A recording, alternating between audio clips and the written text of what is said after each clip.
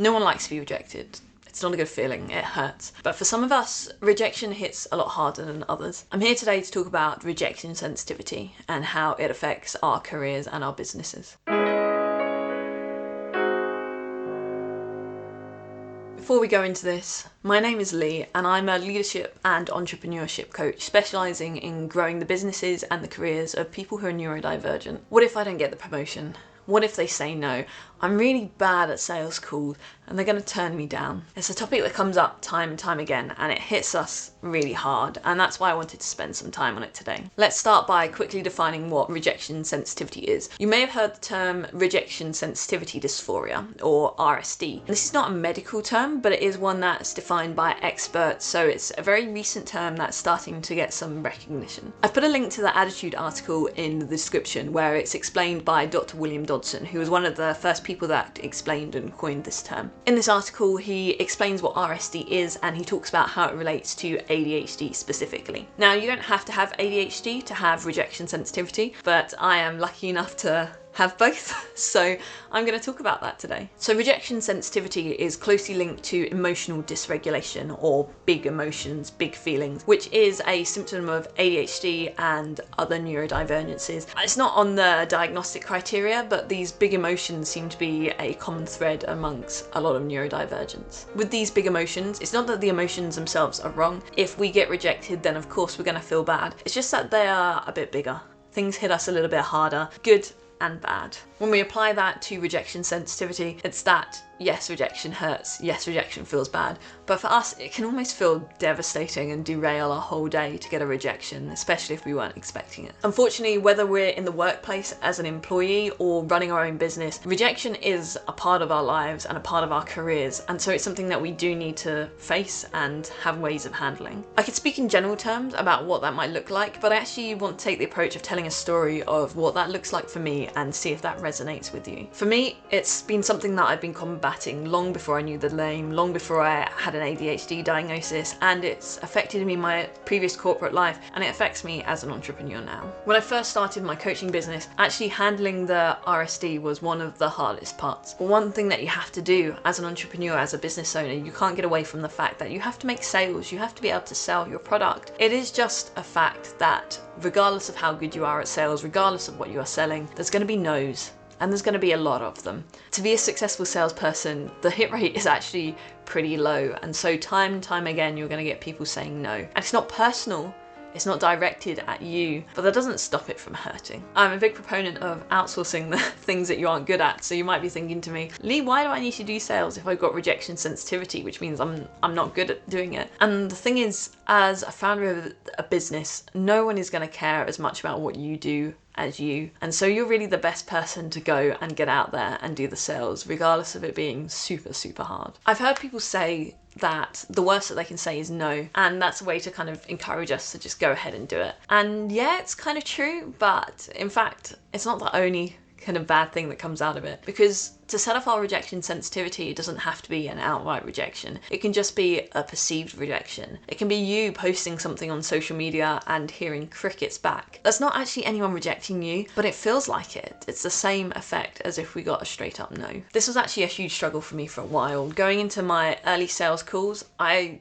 thought I was prepared for no's, but they actually hit really hard. And you know, I remember one very clearly that derailed my whole day when it came to no, because I thought we'd gotten so well and I was really excited about working with this person. Turns out they wanted to work with someone in person, and I'm in the UK and they were over in LA. It just wasn't feasible. They weren't saying no to me, they weren't rejecting me. It was just that the circumstances weren't right. The fit just wasn't right. That's okay, and I can recognize that's okay now. But at the time, it really hit me hard because I was really excited in this situation. And a lot of the time, they weren't even rejecting me. They were rejecting coaching in general. Some people, they just want to be told exactly what to do. And as I talk about in my video, what actually is coaching, that's not what I do. I'm not gonna just sit there and tell you what to do, because that's not the best use of our time in my opinion, but some people want that. They're going to reject because that's what they want, and it still hurts. And sometimes people don't even reply. Sometimes you can have someone who's really excited and they just never get back to you, and you feel rejected every time you remember this person hasn't come back to you. All of that adds up, and all of that really hurt my rejection sensitivity. There are a few things that helped me start to feel a bit better about this. The first one was actually just accepting this for what it is. I have rejection sensitivity,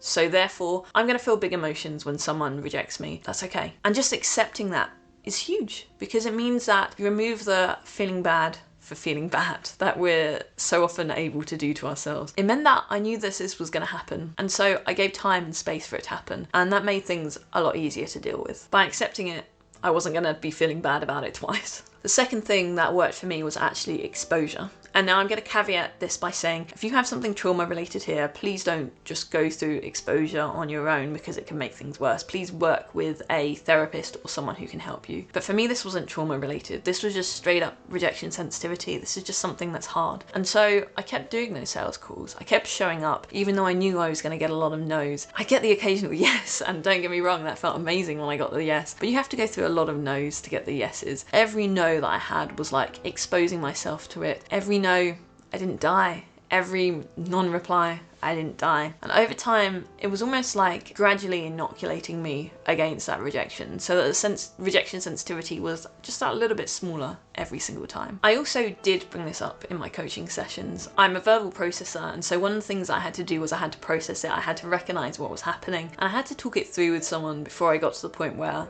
I was okay that this was going to happen. The experience was a lot of learning. One of the things I learned was, okay, well, rejections are going to happen. That's fine. It also taught me to lower my expectations. It's one thing thinking, yeah, rejections are going to happen. It's another thing thinking, actually, rejections are going to happen most of the time, and that's okay. That also helps. If you go in with the expectation that, yes, this could be amazing, but it could also be a rejection, it's much easier to take the rejection on the other side. It doesn't mean that I've given up though. I still go into each sales call excited about the possibilities of what could happen. What it does mean is that I've prepped time for the emotional dysregulation. I know that I'm going to need a buffer at the end of a sales call in case it doesn't go the way I want it to go. And that's okay. This lowering of expectations also allows you to collect data. You can step back and you can analyze what's working and what isn't. I remember my first successful sales call so clearly. I'd given myself time to process it afterwards. I had no expectations that it was actually going to be a sale. And so when the email came in saying, yes, I'm going for this, the payment's gone through, I was ecstatic. It was huge, and it made all of the no's that came before it worth it, because I got a yes. And I knew I was going to have such a positive impact on that person's life. It was huge for me. Now my rejection sensitivity isn't as strong when it comes to sales. It's still there. If it's something that I'm really excited about and it doesn't happen, yeah, it can hurt. But I also know that I need time to process it, and I can work and move forwards from there. By going through the process, I internalize a little bit better that it's not me. I'm not the problem, I'm not the one being rejected, and that helps me with moving forwards more. Rejection is just a normal part of being an entrepreneur and a business owner. In contrast, in the workplace, one of the first places I see rejection sensitivity happening is performance reviews. We can go in there wanting some constructive feedback, wanting stuff to improve on, but that doesn't mean that the negative stuff doesn't hit our rejection sensitivity hard, even if we wanted it and we can recognize it's a good thing. I remember in my corporate role, we'd get anonymized feedback and tens of comments would be really good, but I noticed the one that wasn't. And it didn't even have to be true. One of the comments was just a personal attack, but it still set off my rejection sensitivity. I was even really open to negative feedback. I wanted to get better. I'm always trying to improve and trying to grow. It just didn't mean it didn't hurt because I'm someone with rejection sensitivity. I never learned how to solve that problem when I was in a corporate role, but I do have some thoughts around it now. And I think the first thing that I would do is I would say to Lee, hey, this is rejection sensitivity. This is what it is. This is something you have. It is what it is. You're going to need some extra time to process this. Just knowing what it is, knowing that it would happen, knowing that it was okay it happened, would have probably made a big difference already. I'd also bake in enough time that I need to process it. Something I know about myself is this rejection sensitivity doesn't always kick in straight away. I can have a rejection yesterday, and then suddenly today is when it actually hits me. I know I need the time to process it, so I would make sure I have space to just take it in after the rejection's happened, post-performance review or whatever it is, and then make sure I have space and time with someone who is safe with me who I can use to verbally process it and go through it. There's no surefire way to prevent rejection sensitivity, but knowing what it is, accepting it, and having some strategies to deal with it when it happens, a way to get through feeling the feels, that's a really great place to start. So that's all my thoughts around rejection sensitivity. I took the approach of going through what it's been like in my life, telling my personal story. Please let me know what you think about that, whether that resonated with you. I'd love to hear in the comments below. And I promise I will prepare myself for my rejection sensitivity in case the comments didn't like it. If you like this video, please hit subscribe, leave me a like, let me know. I do coaching on a lot of these topics, and if you're interested in coaching, you can go to TTN Coaching to find out a little bit more. Thank you so much for your attention today, and I look forward to seeing you in the next video. Just seen the mic has been in the shot the whole time.